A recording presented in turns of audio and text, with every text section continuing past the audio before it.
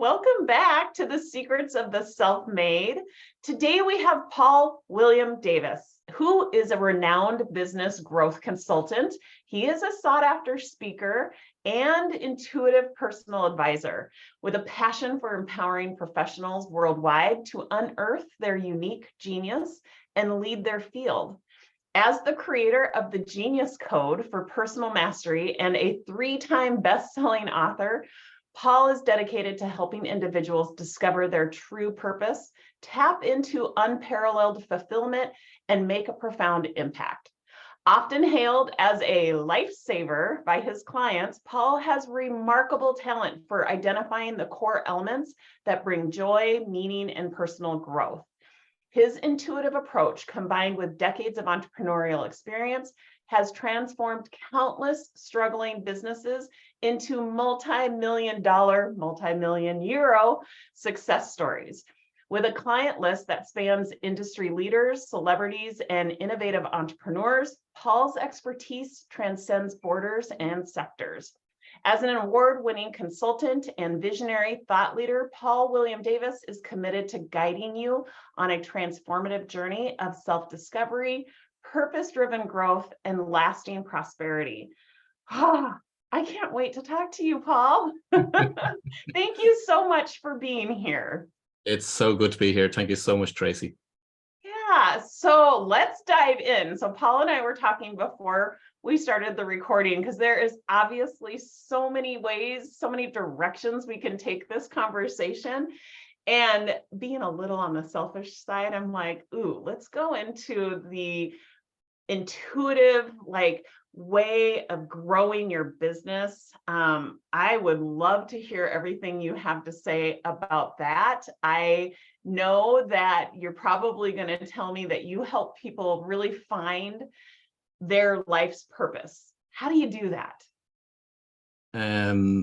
Okay, so we can go into the intuitive side. Absolutely. Okay, so let me explain that in some respects on how I find somebody's life purpose. Yeah. So from a very young age, I was born first of all, people can hear from my accent, I'm based here in Ireland. So when I was born the seventh son of a seventh.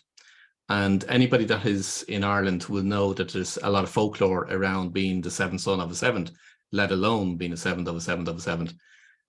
So as a kid, I gotta stop you. You're the seventh son of a seventh child of a seventh child.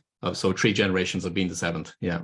Wow. Okay, cool. So anybody that studies numerology will know that 7 is a very powerful number. And they'll also know that 777 is a very, very powerful number. And 3 is also a powerful number. So there's 3 most powerful numbers in the universe, and that's 3, 7, and 12.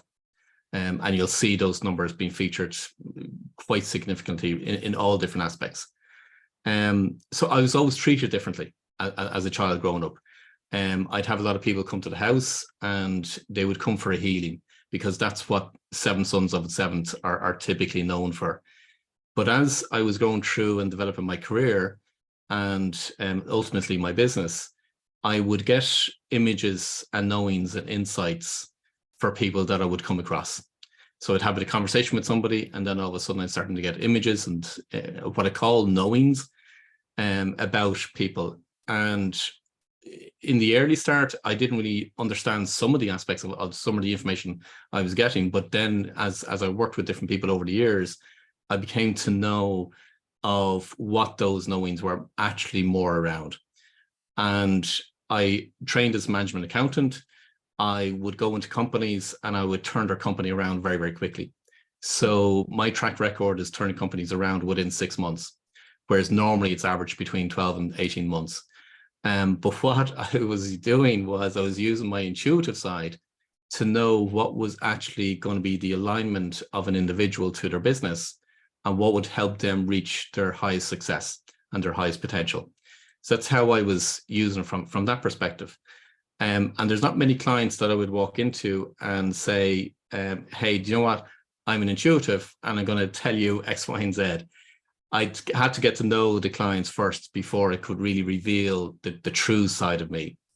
I set up my own business in 2001. And with the primary aim was to help people and business owners to grow and scale their businesses. So taking business from literally solopreneurs right through to businesses that are going for large scale funding or for an IPO listing, in all different industries and all different sizes. But the intuitive side has always been, I've been researching, again, this is the analytical side of me because I'm an accountant at the end of the day, but there's also that creative and intuitive side. I always had to find the proof. And for me, I needed proof, I needed evidence in my life, because if I'm going to tell a client something, the normal response that we get back from a client is, Paul, you're just making this up. So I had to find as much evidence as I possibly could. So over the years, what I've done is I've developed a methodology that helps you find what their true unique life purpose is. So you've got the intuitive side on one side, how we use it then in business in order to actually develop and grow the business. And then anything that's spoken about in relation to, and I'm sure listeners have researched to try and find out what their life purpose is, and they'll come across various things along the lines of find your passions or find ikigai or find your why and all the kinds of things. But unfortunately, all of those don't give them the right answers. So that's where I've been working with clients to absolutely explain to them what their true life purpose is. And that's completely in line with your unconscious blueprint, if you want to call it that way, and what they're here to actually fulfill in this particular lifetime. So I come from a multifaceted dimension, if that makes sense. But how we then align is we align, or what I do with my clients is I align their purpose, their true purpose, with what their business should be. And we structure the business around what their life purpose is. And that's how we make the most impact within their lifetime. So do you ever run across somebody who says, I would love to work with you. I want to better understand how I can be more aligned with my business. And you intuitively conclude that they're there. It's already in alignment, and you offer them some sort of direction that maybe they weren't expecting? Yeah, it would be rare for somebody to be fully in alignment. Okay. Very, very rare. Some people perceive what they feel that they know what their life purpose is, or they will feel that they're in somewhat alignment, but I know that there'll be a part that they are not fully aligned, if that makes sense. And then I'd have other clients that would come to me and say, I'm completely lost. And in some respects, they want to check out of life. They've had enough of life. They're on the treadmill, and they have literally no sense of purpose or meaning in their life. And they're the ones that want to check out. So I get people along the full spectrum, if that makes sense. People are somewhat aligned. There's others that have come across, they'll be either an employee within the company and they're not getting that sense of purpose or fulfillment. They will refer to themselves as being, they're just lost. They just don't know what direction to go in. So when I'm working with somebody from a purpose perspective, sometimes it might be just a very, very slight realignment. Other times it can be actually quite a significant change for them. But here's the thing that I've always found is that once we discover it with the individual, and I've had to change how I do things over the years, and I can explain that in a minute. But once we discover it for an individual, it resonates deeply for the individual.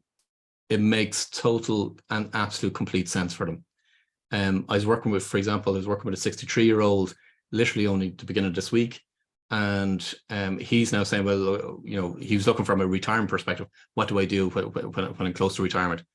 And he had planned, for one better word, to do various different things. But when I went through his purpose and what he's here to do and so on, it made total and utter sense to him. But something changes within an individual whereby they literally light up inside. And they get, Napoleon Hill refers to, you've got to have a burning desire.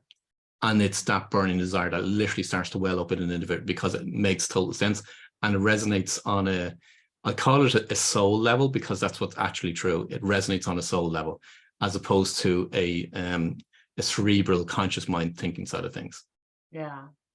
Wow. I fully understand why people have given you the title of lifesaver, because I can only imagine how meaningful that is to the people that you're working with. So your methodology then, is this the system that helps, kind of support this conversation, this development, this understanding of where they are like in full understanding? Are they following this methodology that you've created? Yeah, so we can do it very quickly. Let's put it that way. So when I'm working with a client on a one-to-one basis, we discover all the elements of what their true life purpose is within half a day. Now that sounds really, really unusual for a lot of people, because again, if people were to look at my testimonials on my website, you'll read a constant theme coming through in terms of they've been searching for years. It could be 10 years, it could be 20 years. They've gone through so many different coaches and mentors and books and teachings and all kinds of things, and they've never had found that level of clarity. So people now, when they work with me on a one-to-one basis, we get it done in a half a day. Others, the methodology I've developed into a course, and typically people will complete that course within 2 days. And by the end of 2 days, they'll literally have that level of clarity that they were looking for. People will, some people will complete in a day, and literally by the time they've started, so by the end of the day, they now know exactly, specifically what their life purpose is. And that's the difference. Yeah. And at that point, do they feel pulled to take that next step? And do they do that with you or without you? Yeah, two aspects. One is what I'm going to say it's 50-50. Okay. So half of the clients will say, actually, now I have the absolute clarity that I was looking for. Now I know what I need to do. And they're kind of, for one better word, they know the next steps, and they want to say, okay, look, now I know what I exactly need to do. And now it's like you're giving them the baton, and they know how to run with that baton and make it a success and make a business or a career out of it. Okay. The other half of the clients, what immediately shows up for that half is, oh my God, what will other people think? Who am I to do that? Where do I even start? So for them, it's sometimes fear that shows up, and other times it's the know-how. How do I actually turn that now into a business or a career? And how do I monetize it, or how do I structure it? And that's where I work with those clients in order to, first of all, dissolve the fears and the concerns and the worries and all the kinds of things, but also structure the business side. And that's where the business consultancy side of things has come into play. So when I started off being an accountant, I flew through all my exams. I can see numbers in a different way than most accountants can actually see numbers. So I look at numbers in a very, very commercial, unique way. But I never liked doing accountancy. So it was never something I really, really enjoyed at all. So I moved away from accountancy. But now, in hindsight, when we look back, I can actually see how the accountancy and the business consultancy side of things now fits in for the work that I do, which I now start with identifying what a person's life purpose is.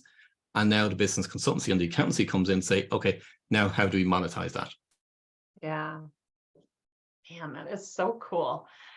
Okay, so I have got a question that's like kind of burning at me.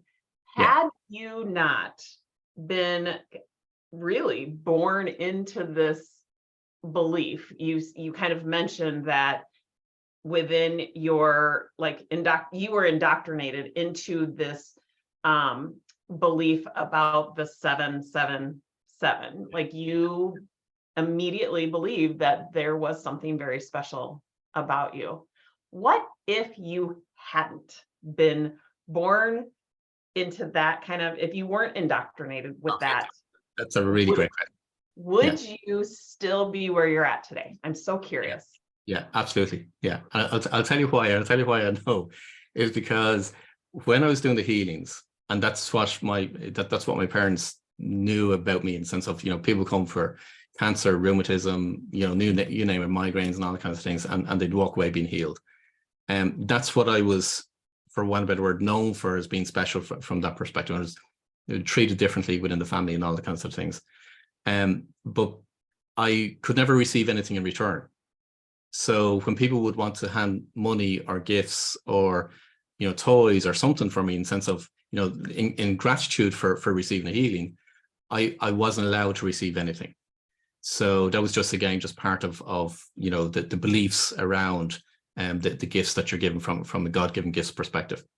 So then as a teenager, I moved away from all that. I dismissed it. I said, I'm not doing this any longer. First of all, it's not cool. because you're a teenager and, you know, like saying to your peers, look, this is what I do. It's not cool from that perspective. So I completely and totally and utterly moved away from it. Totally. Okay. And I talk about this in my first book, Evolve, which I published in 2012. And I moved away from every single thing to do with healing, with spirituality, with God, universe, whatever terminology you want to put on it. And it got to a point in my life whereby I actually, for one bit where I was lost. And I remember distinctly, I totally know where I was. I can picture it to this day. And in my mind, I called out for, actually, do you know what? I need help. In my mind, if that makes sense. And from that moment onwards, and even up to that point, I knew there was something. I was getting these knowings and images and insights for people, but I didn't really know what to do with it, if that makes sense. So I was getting this information, but if you can imagine walking into a room full of people and so I'm empathic and I'm also intuitive. Being an empathic, I walk into a room and I'm picking up all the emotional stuff for people on a really, really deep level, on a soul level. So you're dealing with the emotional side of things, and then you're also dealing with the intuitive side of things and the insights knowing. That's a lot of stuff for somebody to handle. So I called out, or I asked for help, for want of a better word, from the universe. And so, in answer to your question, could I have, if I wasn't treated any differently, would I still end up doing? Absolutely. In fact, I absolutely know without a shadow of a doubt, because the universe has an extremely powerful way of getting people to fulfill what their purpose is here to do. Yeah. And I talk about that. I use the analogy of the feather, the brick, and the truck. And the universe uses feathers, bricks, and trucks in order to guide an individual to fulfill what their life purpose is here on this life. Yeah. Ugh. I love that. I think I kind of took us in a direction that you and I probably weren't totally expecting, jumping right into, like, how does somebody know if how to, you know, fulfill their life's purpose? And you answered that so eloquently by telling the story of how you came to recognize your life's purpose. And that was such a beautiful way to explain that. So are there any gaps? I know you have this methodology that has been created, curated through a lot of your own experiences, probably what you have witnessed in some of your clients. Is there any gaps that you think are important for the listeners to know in regards to, you know, fulfilling your life's purpose? Yeah. Okay. So let me explain, because there's a lot that's talked about and shared online or in books and in training courses around life purpose. And some people perceive, and there are individuals that perceive, you know, a number of my brothers were along these lines, that some people believe you don't have a purpose. You're here, you live, you die. It's as simple as that. And if that's the belief that they have, that's absolutely fine, because I'm not here to convince somebody that, you know, their belief is wrong. So that's one aspect. And then you get others whereby they'll search online and they go through books and they will go through the different elements. And, you know, a common thing that people will find out is, well, if you're looking for your purpose, find out what you're passionate about. Your passions, I'm going to say to you now, your passions are not your purpose. They have absolutely nothing whatsoever got to do with your purpose. So finding what you're passionate about is actually the wrong route to go.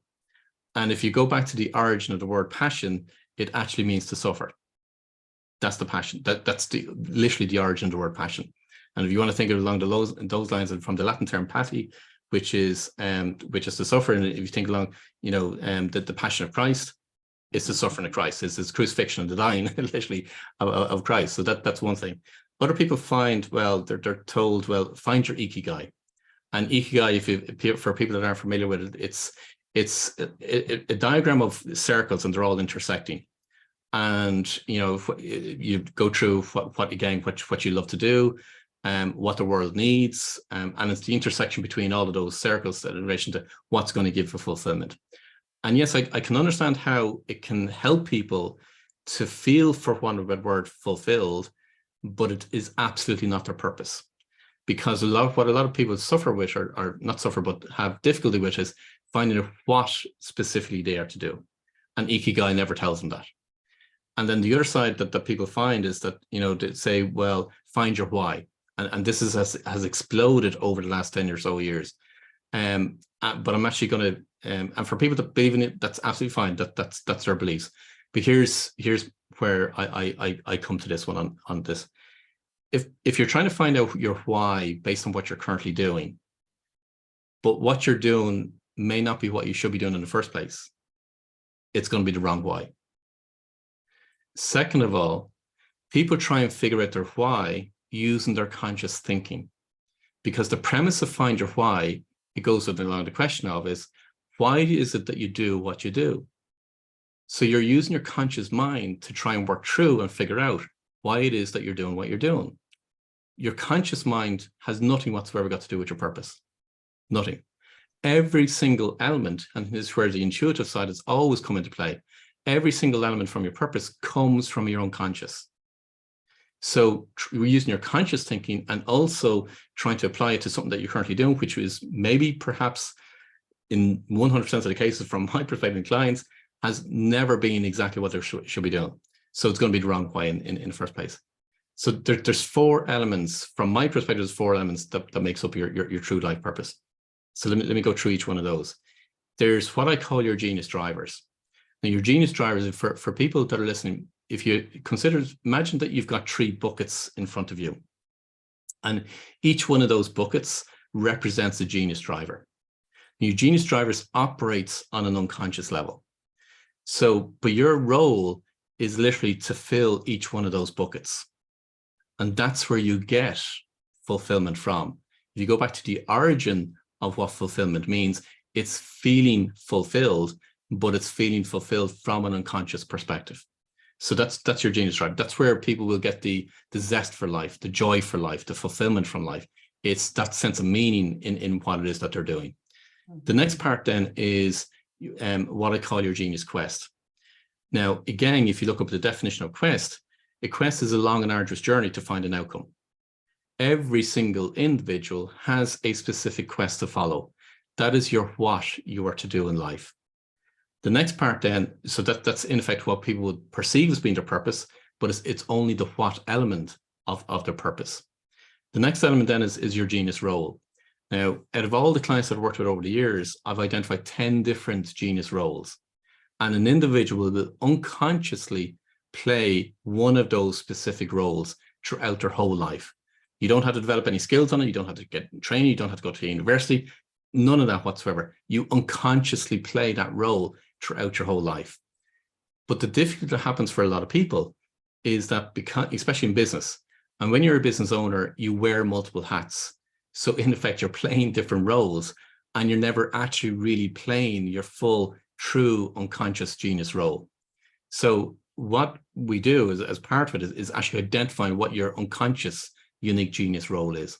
And for people that want to find out what your genius role is, I've now developed an online quiz that people can literally find out what their genius role is. So it gives them that element of it.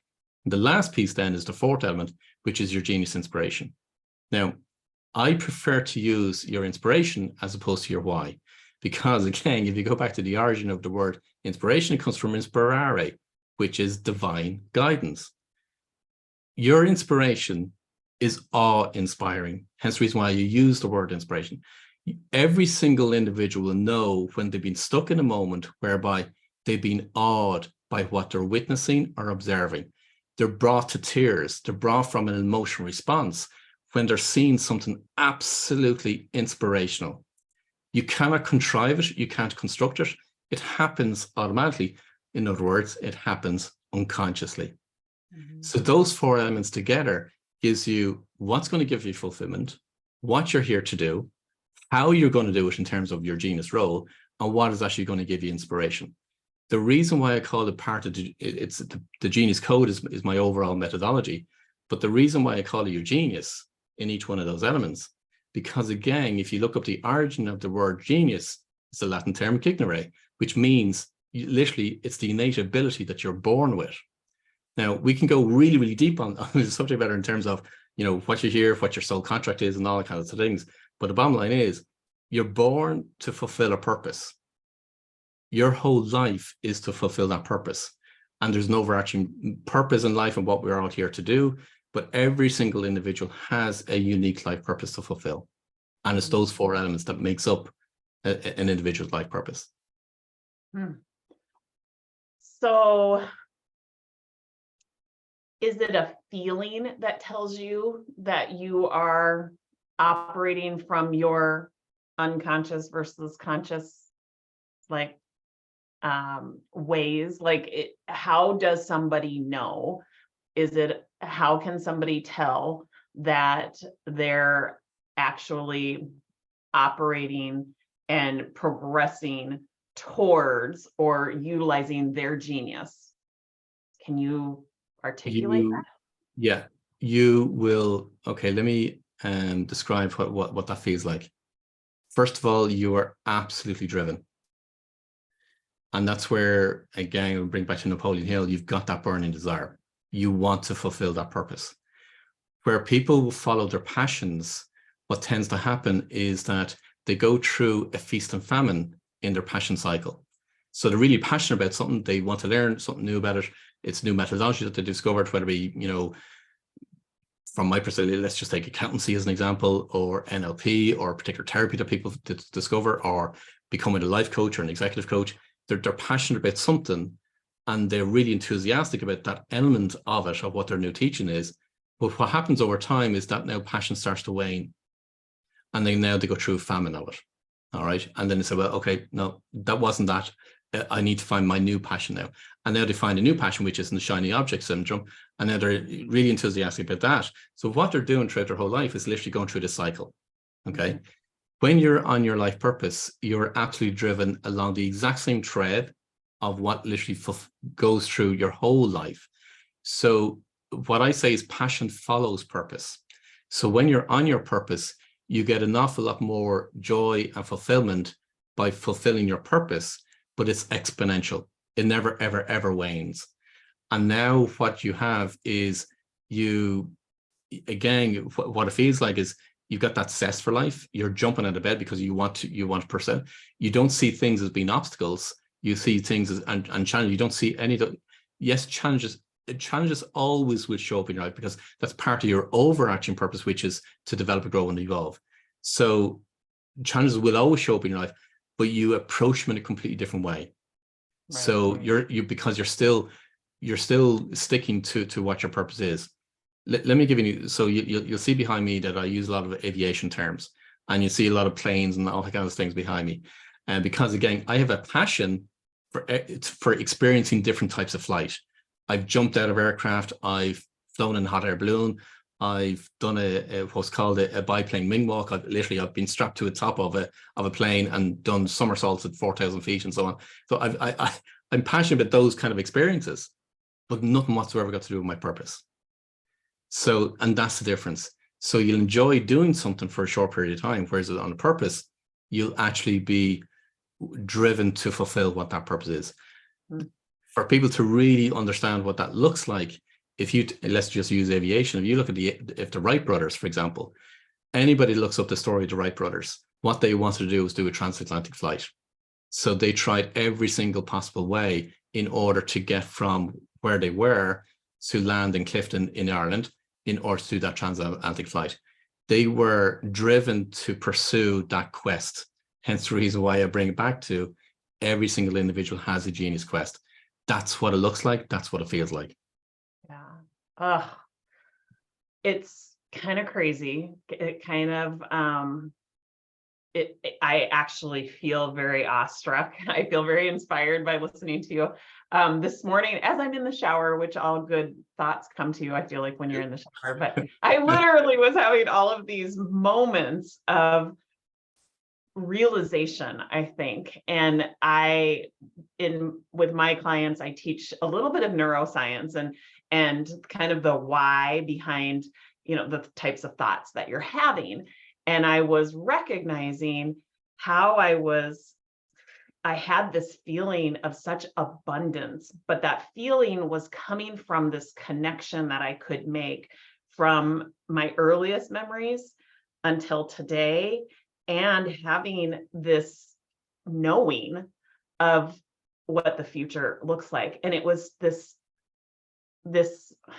connection. That's the only way I can explain it. And I haven't really looked at my life in that way. It has felt way more segmented than that. And today I had this, and it's just, so I know it's for sure not a coincidence that I'm talking to you today and feeling even more inspired by what it is that, you know, you bring into this world. I love this.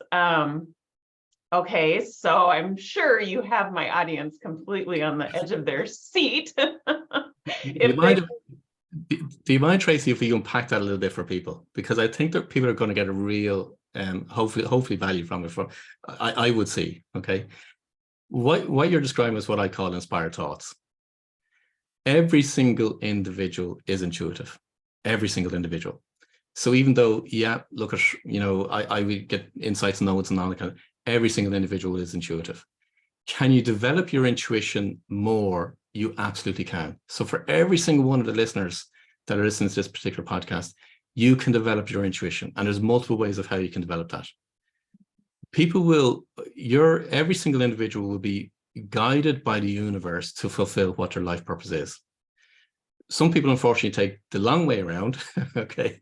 So you'll go down one track, and then all of a sudden you've been hit by a feather or a brick or a truck, and you have to change course, and you have to literally, but the whole universe is constantly trying to get you to fulfill your purpose, because you have a soul contract to fulfill. You've given a commitment to fulfill that purpose.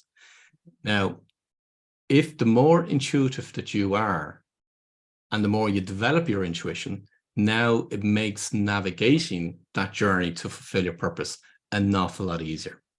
So when it comes to business, and this is where, you know, again, you'll observe this in business owners, whereby you get business owners in the exact same industry sector. And there's some business owners when the economy is going through a difficult period of time, because it's one of the universal laws, the universal law of rhythm. Everything follows a rhythm. So there's going to be peaks and troughs. There's going to be booms and busts. You know, everything follows a rhythm. It's a universal law. You can't dispute it. So, but however, when you go through an economic contraction, what you'll find is there will be business owners that still succeed in an economic contraction in the exact same industry as others that don't succeed. Now, if people stand back and say, well, what's happening? First of all, they're more intuitive, because they're carrying out practices every single day to develop their intuition. Second of all, the more aligned to, in fact, what I call, you speak about neuroscience, I speak about the executive center. When you're operating from your genius drivers, you are activating the executive center part of your brain, which is in the prefrontal cortex for our listeners.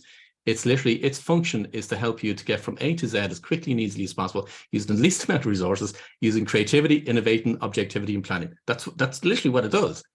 Most people aren't operating from the executive center part of the brain. They're operating from the amygdala, which is instant gratification. All it wants is just give me pleasure, give me pleasure, give me pleasure. That's all it wants. So when you're operating from the executive center part of your brain, where most people have lost the ability to operate from that, that's where you have the most success in your business.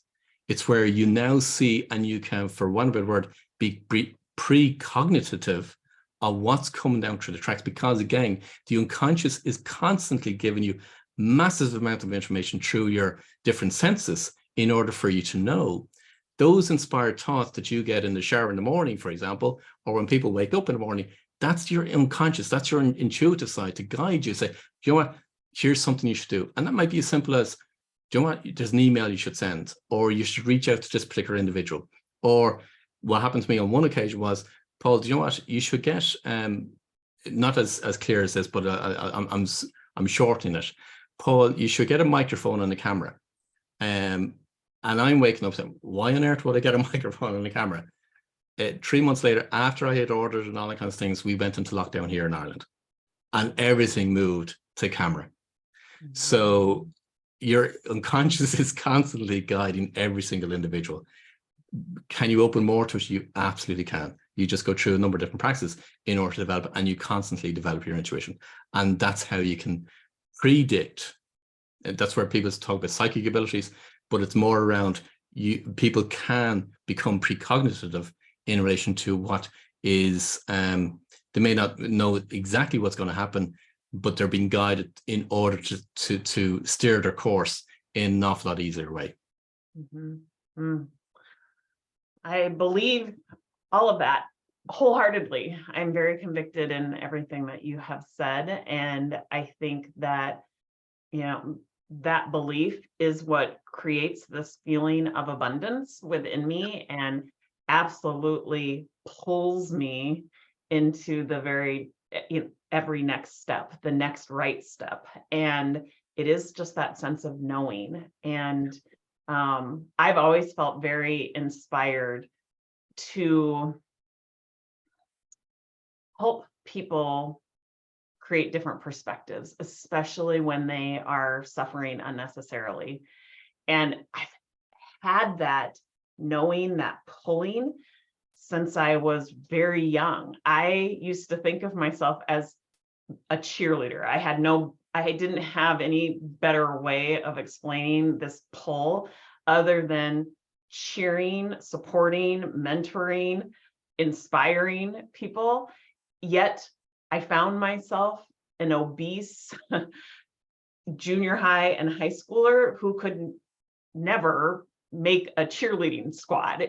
But yet that is the way I would identify myself, because I felt such the strong pulling, not only in a competitive sport type of way, it was in the most mundane things. And it's fascinating how it all unfolded. And I see that clear thread throughout every part of my life. And now it's really coming into, I have such clarity around it now.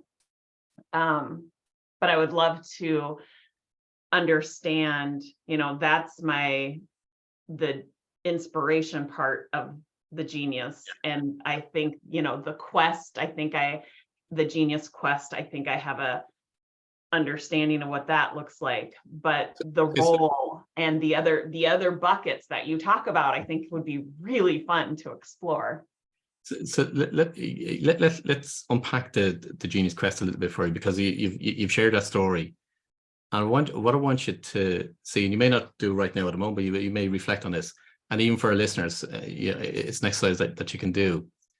There will be a question that you will want to find the answer to, and you will seek it out throughout your whole life.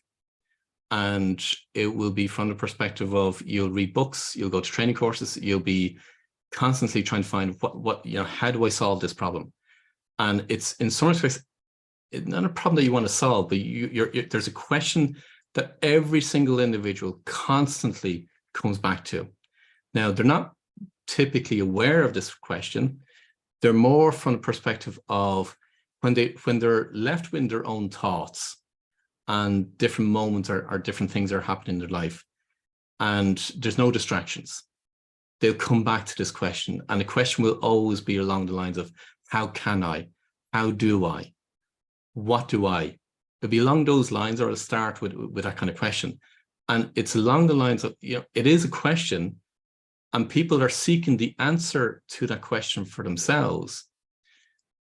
And that's what your genius quest is. That's what you are to do, because I use the premise of what you do for yourself, you do for others. And when people are further on down the track of finding a solution to their quest, meaning to their question that they have, that they're constantly being brought back to, now they are in a position now, because now they've got part of the map to find the solution to that question. Now they're in a position to help others along that journey to solve a question, to solve part of an individual along their journey. So again, the phrase I always use with my clients is, what you do for yourself, you do for others.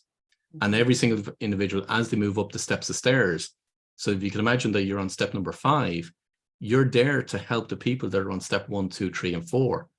But are there people that you can learn from on step 6, 7, 8, 9, 10 into pursuit of your quest? There absolutely is. And that's part of your journey to find those extra pieces of information in order to help an individual with their quest. So that's how your quest literally, it's a constant thread throughout your whole life. And here's the magic piece. I'm going to get emotional now with this, but the magic piece is that when you fulfill your quest, that awe-inspiring moment that you have that emotional response to something that's absolutely inspiring to you, that emotional response that you can't contrive it, it literally just happens. You get to experience that for yourself in the fulfillment of your own quest, your own purpose. That's what you get to experience every single day when you get to fulfill your quest. It is absolutely mind-blowing when that happens.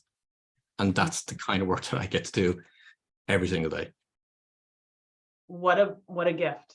Yeah, I am sure your perspective is, I have been given such a gift to be able to come alongside of people and witness them experiencing that. And that's part of your awe-inspiring experience. And I'm sure that you recognize it as an amazing gift.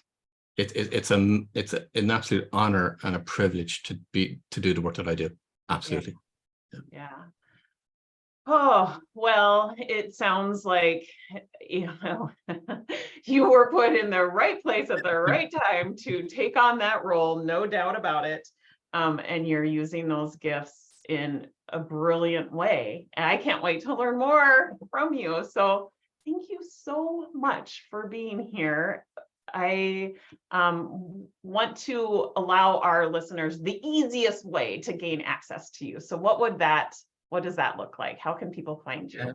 The easy way is, if people want to find out a little bit more or whatever, if it's resonated with our listeners, easy way is just go to my website, paulwilliamdavis.com. There's so many different resources. Honestly, there's a free online quiz that people can do to find out what their genius role is. There's the course that I've created, which is Genius Unlocked, which literally tells them what their life purpose is. And there's so many other different things on the website. So yeah, paulwilliamdavis.com is obviously, it's the easiest one. Yeah.